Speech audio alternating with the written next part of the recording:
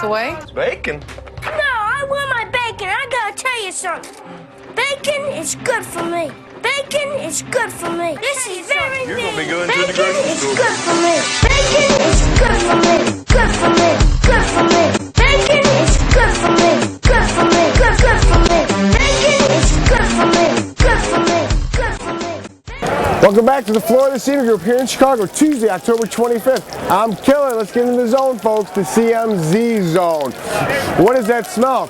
Smells like bacon, folks. And is bacon good for you? That's the question of the day. Let's drill down on this very complex market we're dealing with right now. We've seen a euphoric rally in the equities market. Up until today, we've seen a little bit of a breather, a little bit of a setback here, and all eyes are on the pigs. And you don't have to be a spelling bee champ to figure out there's another I and there's an S we still have to work through. So Italy set in front of right now. We're talking about Berlusconi and how he needs to implement this austerity and what kind of problems he's going to have with that. There's a lot of fractions inside of his parliament trying to get this pushed through. So everyone's talking about Greece, but Italy and then Spain is very, very quietly in the background, because whatever template they use for Greece to correct that problem over there, and there's a plethora of problems, that will be utilized again for Italy and then therefore for Spain in the event Spain. I don't see how it all doesn't flow through here, but we're really, really juggling these problems. The S&P, we saw a big move down here, to this 1227 level. They came and bought these bonds, and per Killer Insight, I've talked about this 2.28%. It's provided a sensational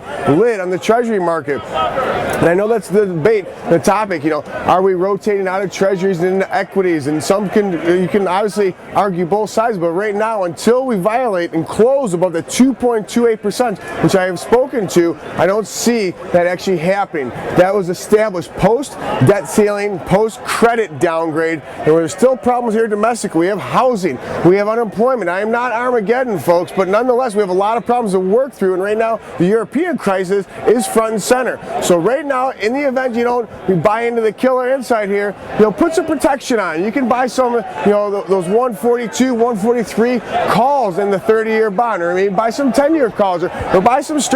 Get yourself some protection that minimizes this event. But right now, I think it's a buying opportunity. Hopefully, you backed up the truck in the Treasury market and got long down here, this 128 level, this 128.24 level. Trading the pips here behind me has been a great killer pivot. It's kind of becoming a killer magnet now. But we're going to continue to see volatility. I think tomorrow, in the event we get disappointed in any regard, we're going to have this market come off here a little bit. We're going to continue to be shuffling, just like LMFAO. We're going to continue to be shuffling every day. So I hope you're on the right side with folks. And one other thing you have to remember, you got to be the hammer, not the nail. I'm shuffling.